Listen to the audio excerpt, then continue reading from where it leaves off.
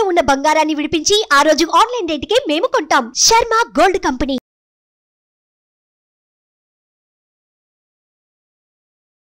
నమస్కారం, welcome to Suman TV. నేను గీతాంజలి. అఖండ ధనప్రాప్తిని కలిగించి శత్రునాశనం చేసి అకారణ భయాలను తొలగించే ఆ వారాహీమాత నవరాత్రులు జూలై 6వ తారీఖు నుంచి 14వ తారీఖు వరకు రాబోతున్నాయి. అసలు ఈ గుప్త నవరాత్రులను ఎవరెవరు ఆచరించవచ్చు, అమ్మవారిని ఎలా ఆరాధించాలి, ఏ విధమైన పూజను చేయాలి, ఎటువంటి నైవేద్యాలు అమ్మవారికి సమర్పించాలి, ముఖ్యంగా నవరాత్రులు అంటే 9 రోజుల పాటు ఒక్కొక్క రోజు అమ్మవారిని ఏ విధంగా ఆరాధించాలో మీకు తెలియజేసే ప్రయత్నం చేస్తున్నాం. ఇప్పటివరకు ఈ వీడియో అంటే ఇటువంటి ఇన్ఫర్మేషన్ మీరు ఎక్కడ చూసి ఉండరు. వారాహి అమ్మవారిని ఎలా పూజించాలి ఇవి మాత్రమే మీకు తెలిసి ఉంటుంది. కానీ ప్రత్యేకంగా మీకు చాలా విలువైన సమాచారాన్ని అందించాలనే ఉద్దేశంతో ఈ కార్యక్రమాన్ని ఏర్పాటు చేశాం. అమ్మవారి గురించి అలాగే ఏ విధంగా మనం అమ్మవారిని ఆరాధించాలో ఈ విశేషాలు తెలియచేయడానికి ప్రస్తుతం మనతో పాటు ఉన్నారు ప్రముఖ జ్యోతిష్యులు నందిబట్ల శ్రీహరి శర్మ గురువు గారు. వారితో మాట్లాడి మరిన్ని విషయాలు తెలుసుకుందాం. గురుగారు నమస్కారం అండి. వాగర్థ వివసంపృక్తౌ వాగర్థ ప్రతిపత్తయే జగతః పితరౌ వందే పార్వతీ పరమేశ్వరౌ. సదాశివసమారంభాం శంకరాచార్య మధ్యమాం అస్మదాచార్య పర్యంతం వందే గురు పరంపరాం. ఆదిత్యాయ చ సోమాయ మంగళాయ బుధాయ చ గురు శుక్ర శనిభ్యశ్చ రాహవే కేతవే నమః. శృంగేరి పీఠాధిపతులకి కంచి పీఠాధిపతులకి నమస్కారములు తెలియజేసుకుంటూ కార్యక్రమాన్ని ప్రారంభిద్దాం. గురుగారు, వారాహి నవరాత్రులు ఇక్కడ అంటే ఎక్కడ విన్నా ఇప్పుడు ఇవే అమ్మవారి గురించే వినిపిస్తోంది. జూలై 6వ తారీఖు నుంచి 14, 15వ తారీఖుతో ముగుస్తున్నాయని చెప్తున్నారు. అయితే అమ్మవారి ఉగ్రదేవత, ఆవిడ్ని పూజించే విధానం చాలా ప్రత్యేకంగా ఉంటుంది. పూజ చేయాలంటే ఇన్ని నియమాలు పాటించాలని రకరకాలుగా అందరూ చెబుతూ ఉన్నారు. అయితే మీరేమైనా చెప్తారు? ప్రధానంగా అమ్మవారిని అసలు ఎలా పూజించాలి? అమ్మవారు ఉగ్రదేవత కాబట్టి శాంతించే రకంగా పూజ చేయాలా, ఇంట్లోనే పూజ చేసుకోవచ్చా, కేవలం ఆలయాల్లో చేయాలా, ఇంట్లో చేస్తే ఎలా చేయాలి, అసలు ఎవరు పూజను ఆచరించాలి, మహిళల పురుషుల, ఇలా ఎన్నో సందేహాలు ఉన్నాయి. వాటిని నివృత్తి చేయగలరు? తప్పకుండానమ్మా. వీక్షించేటువంటి సుమన్ టీవీ ప్రేక్షకులుగా గమనించాల్సిన అంశం ఏంటంటే, ఈ కార్యక్రమంలో వారాహి అమ్మవారి యొక్క సమగ్రమైనటువంటి వివరణ మీకు అందివ్వడం జరుగుతుంది. ఇంతవరకు సుమన్ టీవీ ప్రేక్షకులు చాలా అదృష్టవంతులు అని చెప్పవచ్చు. ఎందుకనంటే ఇంతవరకు ఏ ప్లాట్ఫామ్ మీద కూడా సోషల్ మీడియాలో చాలా విషయాలు చెప్పుకోలేదు. కానీ మనం ఈ కార్యక్రమంలో అమ్మవారికి సంబంధించినటువంటివి చాలా విషయాలు మనం తెలుసుకోబోతున్నాం. అమ్మవారికి ఇప్పటి వరకు మీరు కని విని ఎరగనటువంటి అనగా చాలా పురాణాల్లో రహస్యోక్తంగా అమ్మవారిని పూజించిన వారు ఏ ఏ పదార్థాలతో పూజించారు, నైవేద్యం పెట్టారు, ఏ విధంగా అర్చన చేసుకున్నారు, ఏ ఏ విధంగా అమ్మవారిని ఉపాసన చేశారు, ఎటువంటి ఫలితాలు పొందారు అనేటువంటి విషయాన్ని ఈ రోజున నాకు అమ్మవారు పలికించినటువంటి జ్ఞానాన్ని వీక్షించే ప్రేక్షకులు, మన సుమన్ టీవీ ప్రేక్షకుల కోసం తెలియజేస్తున్నానమ్మా. ఇక్కడ ప్రధానంగా వారాహి దేవత అమ్మవారు ఎవరు అనంటే భండాసురుడిని సంహరించడం కోసమై అమ్మవారు సృష్టించినటువంటిది. అంటే లలిత అమ్మవారి స్వరూపమే దుర్గా, రాజశ్యామల, దండనాయిక ఈ వారాహి అమ్మవారు. ఈ వారాహి అమ్మవారికి సంబంధించి అంటే మనకు వరాహ రూపంలో మనకు స్వామి మనకు తెలుసు, వరాహ స్వామి అని. స్త్రీ రూపముగా వారాహి అంటే ఇక్కడ మీరు గమనించాల్సిన అంశం ఏంటంటే లక్ష్మీనారాయణ స్వరూపం, లక్ష్మీ స్వరూపం అమ్మవారు. విష్ణు భగవానుడు వరాహం అయితే లక్ష్మీ స్వరూపము వారాహి. అందుకే అమ్మవారికి లక్ష్మీ సహస్రనామాల్లో వారాహి, ధరణి, ధ్రువ అనే సహస్రనామాల్లో ఒక పేరు. కాబట్టి సాక్షాత్తు లక్ష్మీ స్వరూపము వారాహి అమ్మవారు. ఈ అమ్మవారిని కొలిచినటువంటి వారికి శత్రు నిర్మూలన, కోర్టు కేసులు నివారించడం, ముఖ్యంగా ధైర్యం వస్తుంది. ముఖ్యంగా ఈ సస్యాధిపతి అమ్మవారు, ఆషాఢ మాసం కదా, రైతులందరూ పొలం దున్నుకుంటారు. ఇది సస్యాధిపతి, పంట పొలాల్లో పంటలు బాగా పండుతాయి అమ్మవారిని పూజించిన రైతులకి. అలాగే అన్నిటికంటే మించి శత్రుంజయము. మన కోసం మన మీద ఎవరైతే శత్రువులు ఉంటారో, మన మీద ఏదైనా చెయ్యాలని చెప్పి ఆలోచించేస్తారు కదా కుట్రలు, ఆ కుట్రలు చేయలేకపోతారు వాళ్ళు.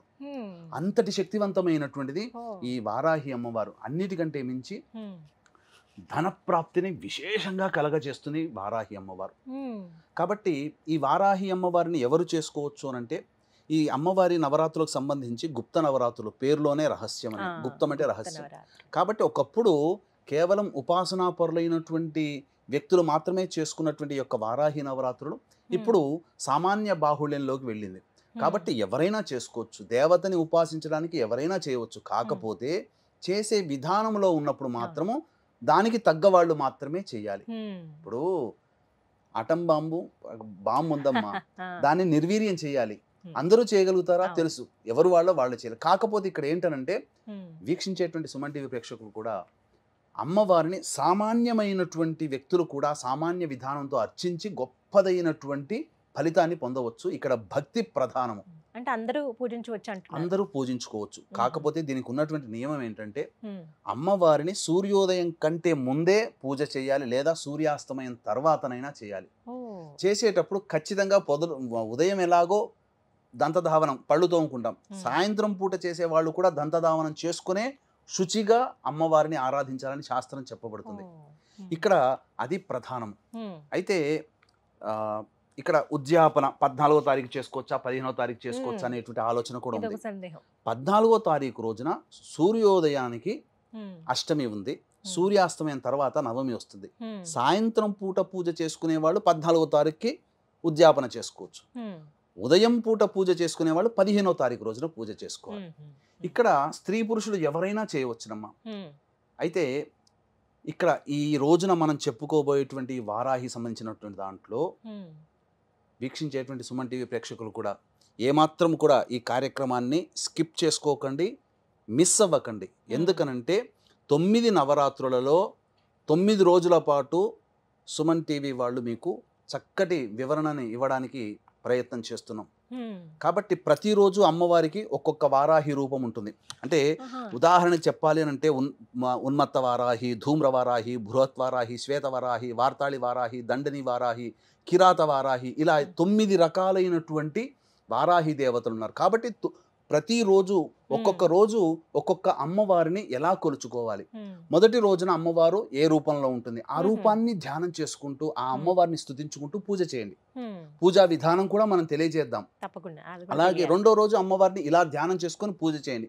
రెండో రోజు ఎటువంటి ఫలితాలు కలుగుతాయి, మూడో రోజు పూజ చేస్తే ఎటువంటి ఫలితాలు, ఇలా 9 రోజులు పూజ చేస్తే మానవుడి యొక్క సకలాభీష్టాలు తొలగిపోవడానికి ఈ అమ్మవారి యొక్క నవరాత్రులు చాలా మేలు చేస్తుందని చెప్పవచ్చు. ఇక మనం వివరాల్లోకి వెళ్ళినట్లయితే ప్రధానంగా ఈ అమ్మవారిని గర్భవతులు చేసుకోవచ్చు అనే ఆలోచన కూడా ఉంటుంది. అయితే కొన్ని ఆచార ప్రకారం అమ్మ 5వ నెల పడిన తర్వాత పురిటి సూతకంతో సమానం, కొన్ని ఆచారాల ప్రకారం 7వ నెల పడిన తర్వాత పురిటి సూతకం సమానం. కాబట్టి దీన్ని మీ యొక్క ప్రాంతీయ ఆచారాన్ని దృష్టిలో పెట్టుకొని మీరు ఈ గర్భవతులైన వాళ్ళు కూడా ఈ విధంగా ఆచరణ చేసుకోవచ్చు మైల రానంత వరకు. ఇక పురుషులకు కూడా ప్రత్యేకంగా ఉన్నటువంటి అమ్మవారు కూడా ఉంది వారాహిలో. ఆ రోజున పురుషులు చేస్తే విశేషమైన ఫలితం వస్తుంది. కాబట్టి అవన్నీ వివరాలు మొదటి రోజు రెండో రోజు ఇలా మీకు ఒక సిరీస్ 9 రోజుల సిరీస్గా మీ యొక్క కార్యక్రమం అనేటువంటిది ఉంటుంది. కాబట్టి వీక్షించేటువంటి ప్రేక్షకులు గమనించగలరు. మొత్తం ఎన్ని అలంకారాల్లో కనబడతారు? అన్ని అలంకారాలు అమ్మ మొత్తము 10 రోజుల పాటు చేసుకోవాలి. 9 రోజుల పాటు 9 రకాలైనటువంటి నైవేద్యాలు పెట్టుకోవాలి, 9 రకాలైనటువంటి అర్చనలు ఉంటాయి. అలాగే అంటే మానవులందరూ చేసుకునేదే. అన్నిటికంటే ప్రధానమైనటువంటిది భక్తి ఇక్కడ. అయితే చాలా మంది విగ్రహం పెట్టుకోవచ్చా లేకపోతే ఫోటో పెట్టుకోవచ్చా అంటారు. ఫోటోనే పెట్టుకోండి అమ్మ. విగ్రహం పెట్టుకుంటే ఆ విగ్రహానికి తగ్గట్టుగా చేసుకోవాలి. ఇంకో కొంతమంది అఖండ దీపం పెట్టుకోవచ్చా మామూలు దీపం పెట్టుకోవచ్చు అంటే 9 రోజులు కాపాడగలిగేటువంటి శక్తి ఉంటే 9 రోజులు అఖండ దీపం పెట్టుకోండి, లేదా సామాన్యంగా దీపారాధన చేసుకోవచ్చు. దీపారాధన కూడా ఏ విధమైనటువంటి దీపారాధన చేసుకోవాలో మనం తెలుసుకుందాం. ఇంకా చెప్పాలి అని అంటే ఇక్కడ ప్రధానంగా అమ్మవారికి ధూపం అంటే చాలా ఇష్టం. కాబట్టి ఏ పదార్థాలతో ధూపం చేస్తే అమ్మవారు సంతోషపడుతుందో కూడా మనం ఈ కార్యక్రమంలో చేసుకుందాం. కాబట్టి ఈ యొక్క వారాహి అమ్మవారి యొక్క అనుగ్రహం అందరికీ అందించాలనేటువంటి ఒక సదుద్దేశంతో ఈ వారాహి అమ్మవారిని అందరూ పూజ చేసుకుంటారమ్మా. ఈ యొక్క వారాహి అమ్మవారికి సంబంధించి పూజ చేసేటప్పుడు మనం చెప్పుకున్నాం కదా, 12 నామాలని శక్తి ఉంటే 108 సార్లు 12 × 108 సార్లు ప్రతిరోజు పారాయణం చేయడం, లేదా 54 సార్లు, లేదా కనీసం 27 సార్లైనా 12 నామావళిని పారాయణం చేయాలి. దీనితో పాటుగా అమ్మవారి యొక్క సంపూర్ణమైనటువంటి అనుగ్రహం కలగాలి అని అంటే ఖచ్చితంగా ప్రతిరోజు లలితా సహస్రనామ పారాయణం అనేటువంటిది చేయండి. గురుగారు హోమం నిర్వహిస్తున్నామని చెప్పారు జూలై 15వ తారీఖున, ఆ వివరాలు తెలియచేయండి. జూలై 15వ తారీఖు రోజున ఈ వారాహి సంబంధించి భగవంతుడు అనుగ్రహిస్తే 9 రకాలైనటువంటి వారాహి అమ్మవారి యొక్క హోమాది కార్యక్రమాలు చేయించడం జరుగుతుంది. లేదా ఖచ్చితముగా వారాహి అమ్మవారి హోమము ప్రత్యంగిర హోమము, బగళాముఖి హోమము, రాజశ్యామల హోమములు ఖచ్చితంగా కేవలం 1500 రూపాయల రుసుముకుతో ఈ యొక్క హోమాది కార్యక్రమాలు జరిపించడం జరుగుతుంది. ప్రధానంగా ఆ 15వ తారీఖు రోజున రాత్రి 9 గంటలకి కార్యక్రమం ప్రారంభమవుతుంది. కాబట్టి వీక్షించేటువంటి సుమన్ టీవీ ప్రేక్షకులు సాయంత్రం 7 లోపల వరకు కూడా గోత్రనామాలు నమోదు చేసుకునే అవకాశం ఆ 15వ తారీఖు రోజున 15వ తారీఖు వరకు కూడా ఉంటుంది. అవకాశం ఉంటే ముందుగానే ఈ యొక్క కార్యక్రమం చూసినప్పుడు వెనువెంటనే చేసుకోవాలనే సంకల్పం ఉంటే వెనువెంటనే చేసుకోండి. ఈ హోమంలో పాల్గొనడం ద్వారా శత్రునాశనం జరుగుతుంది, ధనప్రాప్తి కలుగుతుంది, ఉద్యోగం లభిస్తుంది, కోరిన కోరికలు లభిస్తాయి. ముఖ్యంగా భూగృహ వసతులు ఈ అమ్మవారిని పూజించడం ద్వారా కలుగుతుంది. సకల సంతోషాలు కలుగుతాయి. ముఖ్యంగా భయముతో కూడుకున్నటువంటి జీవితం మన నుంచి వెళ్ళిపోతుంది. ధైర్యంగా బతకగలుగుతాం. విలువైన సమాచారం ఇది. ఎవరైతే హోమంలో పాల్గొనాలనుకుంటున్నారో వారికి గురువుగారి నెంబర్ స్క్రీన్ మీద డిస్ప్లే చేస్తామండి. కాల్ చేసి మీరు వివరాలు కనుక్కోండి. ఏ హోమం అయితే మీరు చేయించుకోవాలనుకుంటున్నారో కేవలం 1500 రూపాయలకి హోమాన్ని నిర్వహిస్తున్నారు. మీ పేరు అలాగే గోత్రాలు కూడా మీరు నమోదు చేయించుకోండి. గురువుగారు, అసలు వారాహి అమ్మవారికి పూజ ఏ విధంగా చేయాలండి ఈ 9 రోజుల పాటు నవరాత్రుల్లో? వారాహి అమ్మవారికి పూజ ప్రధానంగా లలితా అమ్మవారి చిత్రపటము కానీ లేదా చిన్నపాటి స్ఫటికంతో కానీ వెండితో కానీ ఇత్తడితో కానీ బంగారంతో కానీ ఉన్నటువంటి శ్రీచక్రాన్ని ముందు ప్రతిష్ఠించుకోవాలి. తర్వాత ఆ లలిత అమ్మవారి ముందర కలశం పెట్టుకునే ఆచారం ఉంటే కలశం పెట్టుకోండి. లేకపోతే కనీసము ఒక పక్కన అమ్మవారికి ఒక పక్కన రాజశ్యామల, ఒక పక్కన వారాహి అమ్మవారి చిత్రపటం పెట్టుకోండి. ఈ 3 దేవతలు ఉండాలి ఖచ్చితంగా. అమ్మవారికి ఈ 3 దేవతలకి కూడా పసుపు కొమ్ముల మాల వేయండి. చెప్తాను ఎందుకు ఆ పసుపు కొమ్ముల మాల అనేటువంటిది. ఇక సూర్యోదయం కంటే ముందే ఈ అమ్మవారి పూజ చేసుకోవాలి, లేదా సూర్యాస్తమయం తర్వాతనైనా పూజ చేసుకోవాలి. ముందుగా ఈ అమ్మవారికి దీపారాధన ఎలా చేయాలి? దీపారాధన అమ్మవారికి కందగడ్డలో దీపారాధన చేస్తే చాలా సంతోషిస్తుందటమ్మ. కాబట్టి కందగడ్డ దొరుకుతుంది కదా, దానిపైన చక్కగా కడిగి దానిపైన కొద్దిగా చెక్కు తీసేసి దాంట్లో మన దీపపు కుంది ఎలా ఉంటుందో ఆ విధంగా కందగడ్డను చేసుకోవాలి, కొంత తీసేసుకోవాలి. అందులో ఇప్ప నూనెతో కనుక అమ్మవారికి దీపారాధన చేస్తే ఇంకా సంతోషిస్తుందట. కాబట్టి విప్ప నూనెతో దీపారాధన చేయండి. చేసిన తర్వాత ఈ అమ్మవారికి ప్రధానంగా నీలి రంగు ఆవాహన చేసుకుంటారు కదా, అర్చన అవన్నీ చేసుకుంటారు కదా. ఈ అర్చనలో భాగంగా నీలి రంగు పుష్పాలతో కానీ, అంటే నీలిరంగు చామంతి, శంఖపుష్పి నీలిరంగు, లేదా ఈ విప్ప పూలతోనైనా కానీ అర్చన చేస్తే అమ్మవారు చాలా సంతోషిస్తుందట. ఇక ప్రధానంగా గమనించుకున్నట్లయితే నైవేద్యాలలో ఏం నైవేద్యాలు పెట్టాలని చాలా మంది అంటుంటారు. ఈ అమ్మవారికి బెల్లం పానకం అంటే మహా ఇష్టం. కాబట్టి బెల్లం పానకం, నువ్వులతో చేసిన లడ్డూలు, అందున ఇలాచి ఆవు నేతితో చేసిన నువ్వుల లడ్డూలు పెట్టాలి. ఎర్రటి పండ్లు అంటే దానిమ్మ పండ్లు పెట్టాలి. ముఖ్యంగా ఒక చిన్న పాత్రలో తేనె నైవేద్యంగా పెట్టాలి. ఇవన్నీ 9 రోజుల పాటు చేసుకోవాలి. ఇవన్నీ 9 రోజుల పాటు మీరు వస్తు భాండాగారాలని తెలుసుకోవాలి. ఇక ఈ అమ్మవారికి రథం పేరు కిరిచక్రం. అంటే ఈ అమ్మవారి పూజ చేసేటప్పుడు అమ్మవారి యొక్క దేహాన్ని, రూపాన్ని మనసులో ధ్యానం చేసుకుంటూ 1000 మంది వరాహములు లాగుతుండగా అమ్మవారు ప్రయాణిస్తుందట. అందుకని ఈ అమ్మవారికి కిరిచక్రం అనేటువంటి పేరు.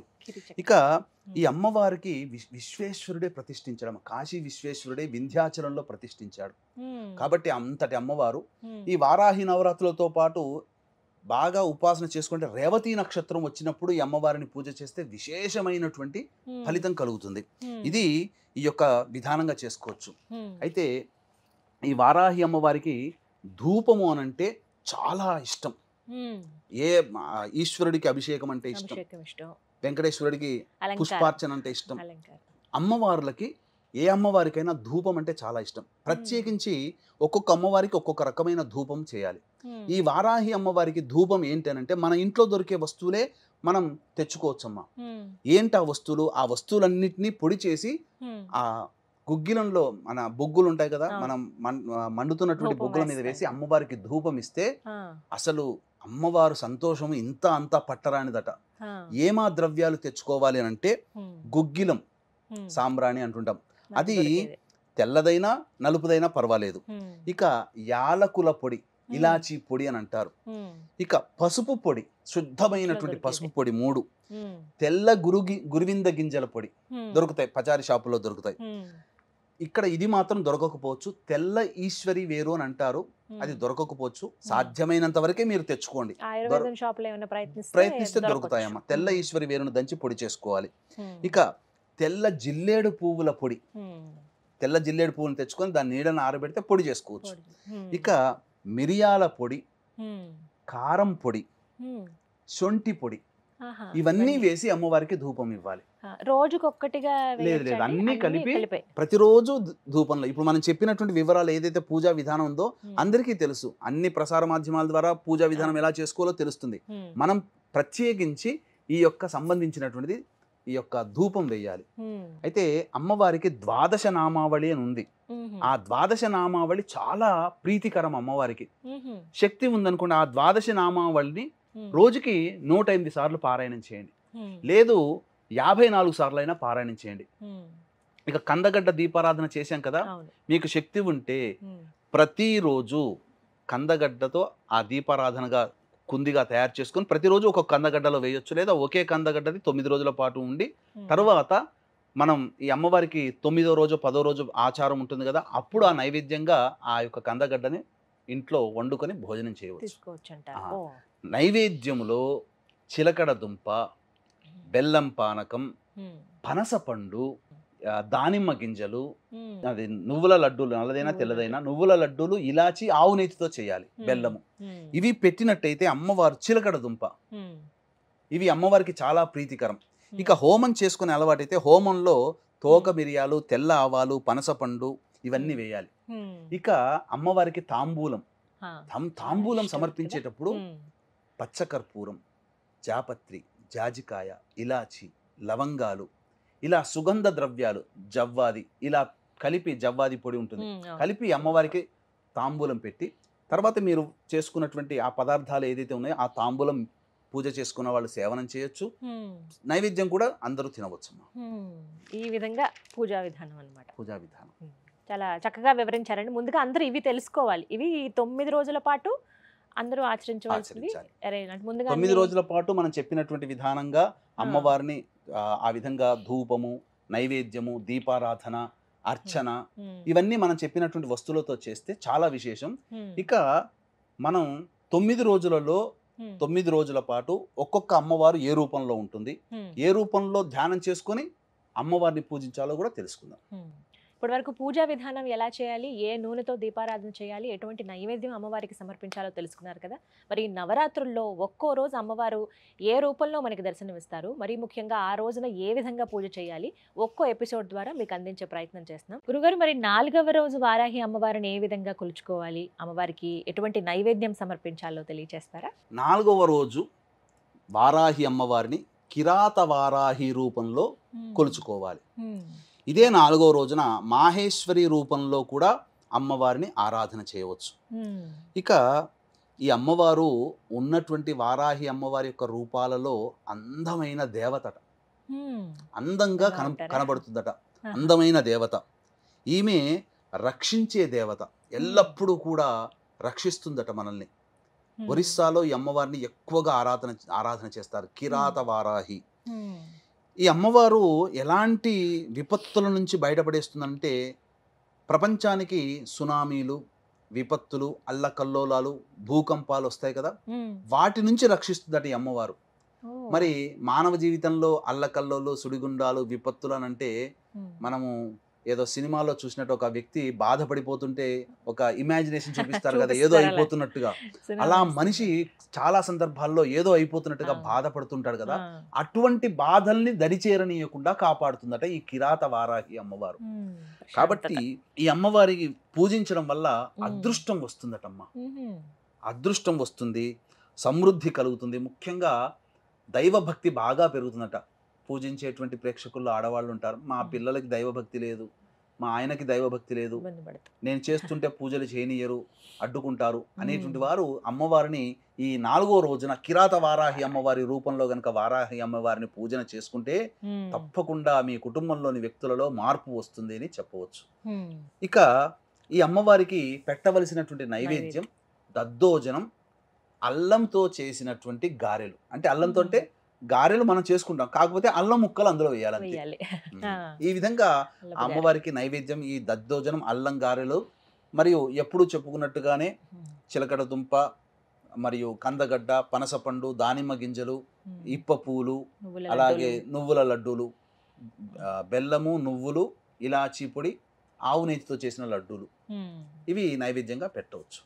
ఈ విధంగా అమ్మవారికి సమర్పించాలి. ఎప్పుడు మనల్ని రక్షిస్తూనే ఉంటుంది అమ్మవారు ఏదో ఒక రూపంలో. ఏదో ఒక రూపంలో ఇక వారాహి అమ్మవారంటేనే రక్షించే దేవతమ్మ. ఆ, ఈ విధంగా కిరాత వారాహిని గనక ఉమ్, 4వ రోజు గనక పూజ చేసుకుంటే ఉమ్. చాలా విశేషమైనటువంటి ఫలితాలు కలుగుతాయి.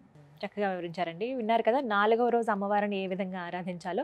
అలాగే చివరి రోజున హోమం నిర్వహిస్తున్నారు గురువుగారు. ఆ హోమంలో మీరు కూడా పాల్గొనాలి అనుకుంటే స్క్రీన్ మీద నెంబర్స్ ఇస్తున్నాం. ఆ నెంబర్స్కి కాల్ చేసి మీ పేరు, గోత్రనామాలు నమోదు చేయించుకోండి. ఇది వాళ్ళ వీడియో. నమస్కారం. సుమన్ టీవీలో మీ పర్సనల్ అండ్ బిజినెస్ ప్రమోషన్స్ కోసం కింది నెంబర్కి కాంటాక్ట్ చేయండి.